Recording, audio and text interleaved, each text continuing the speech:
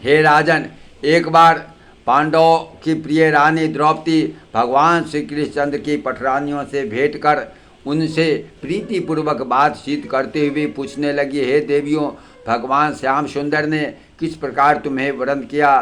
तब रुक्मिणी जी बोली, हे पांडव प्रिय, प्रथम तुम अपने वरण का वृत्तांत बतलाओ। तब द्रौपदी हंसकर कहने लगी, मेरे पिता महाराज ने मेरे विवाह हेतु स्वयंवर रचाया। यह शर्त रखे कि चक्र पर घूमती हुई मछली की परछाई तेल की कड़ाही में देकर जो मत्स्य भेदन करेगा उसी के साथ अपनी पुत्री का विवाह करूंगा। मत्स्य भेदन की शर्त को धनुर्धारी अर्जुन ने पूरा करके मेरा वर्ण किया और मुझे लेकर अपनी माता के निकट जाकर बोले, हे माता, तुम्हारे लिए एक उत्तम वस्तु लाए हैं। माता ने खाने की वस्तु समझकर कहा, पांचों भाई आपस में बांट लो। इस तरह मैं पांचों भाइयों की पत्नी हुई।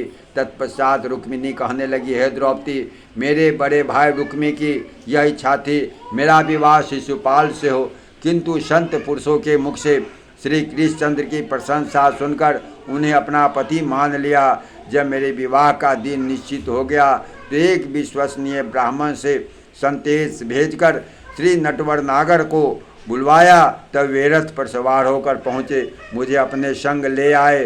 रुक्मिणी के विवाह की कथा सुनने के बाद जामवंती बोली, हे प्रिय, हे मांडव प्रिय, समयंतक नामक मणि की चोरी करने का कलंक जब हमारे स्वामी पर लगा तो वे अपने कलंक मिटाने के लिए मणि की खोज में उस गुफा में आए जहाँ मैं अपने पिता जामवान के साथ रहती थी। उस समय वह मणि मैं अपने कंठ में धारण किए हुए थी, जिसे देखकर यदुनाथ ने छीन लेने का प्रयास किया। उस समय मैं जोर से चिल्लाई, तब पिताश्री उनसे लड़ने लगे। वह युद्ध 27 दिन तक चला।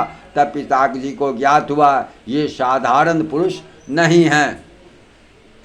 उन्हें श्री कृष्णचंद्र ने अपने पूर्व अवतार राम जी के स्वरूप का दर्शन दिया। तब उन्होंने प्रसन्न होकर मणि सहित मेरा कन्यादान कर दिया।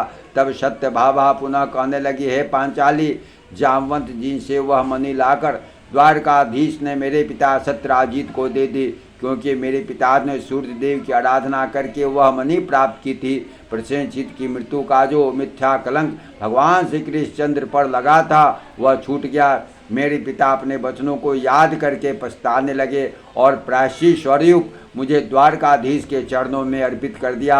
इस प्रकार मित्र, विंदा, कालिंदी, सत्या, भद्रा, लक्ष्मा आदि रानियों ने अपने विवाह का वर्णन किया। भगवान श्री कृष्णचंद्र की 16,000 रानियों के व्रत का वृत्तांत बतलाते हुए माता रोहिणी जी बोली, हे द्रुपद नरेश की पुत्री द्रौपदी, भौमासुर नामक एक महाबलशाली राजा था। उसने पृथ्वी के बहुत से राजाओं को परास्त करके उनने कन्याओं को अपनी बंदी गृह में डाल लिया था। उन्हें श्री कृष्णचंद्र ने मुक्त कराया। वे सभी श्री कृष्णचंद्र जी की अपनी प्रसन्नता से अपना पति स्वीकार करके द्वारका चली आए। इस तरह द्रौपदी और भगवान श्री कृष्ण की पटरानियाँ परस्पर वार्तालाप कर आनंदित हो रही थी। जय जय श्री राम, जय जय श्री राम।